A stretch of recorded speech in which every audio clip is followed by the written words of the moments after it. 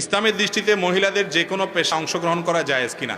মহিলাদেরকে আল্লাহ রাব্বুল আলামিন ভেতর নিয়ন্ত্রণের জন্য বলেছেন, ছেলেদেরকে বাহির নিয়ন্ত্রণের জন্য বলেছেন। আল্লাহ তাআলা ভাগ করে দিয়েছেন এবং শরীরটা এমনভাবে তৈরি করে দিয়েছেন তার জন্য বাসাটা উপযোগী। বাচ্চার দুধ আল্লাহ তাআলা তার শরীরে রেখেছেন এবং মাসিক অসুস্থতা আল্লাহ তাআলা তাকে দিয়েছেন। আবার কিছু সুবিধা এবং মানসিকতা তার মধ্যে আল্লাহ দিয়ে দিয়েছেন, ফিতরত সৃষ্টিগত স্বভাব দিয়েছেন, এগুলো বাসার জন্য উপযোগী। এখন আজকের দুনিয়া বলতেছে না না, ঘরতে বাইর করে ফেলা মহিলাদেরকে।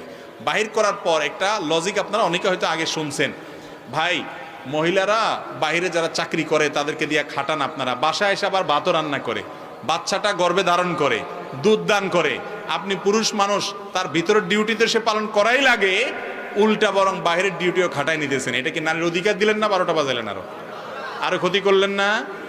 মনে রাখবেন, মহিলাদেরকে বাসা রাখবেন সম্মানের সাথে। হ্যাঁ, কোনো মহিলা যদি বাসা কাজ করতে চায়, কাজের ব্যাপারে নিষেধাজ্ঞা নেই, তিনি নিজের জায়গা থেকে কাজ করবেন। বাসা থেকে মানে এই না যে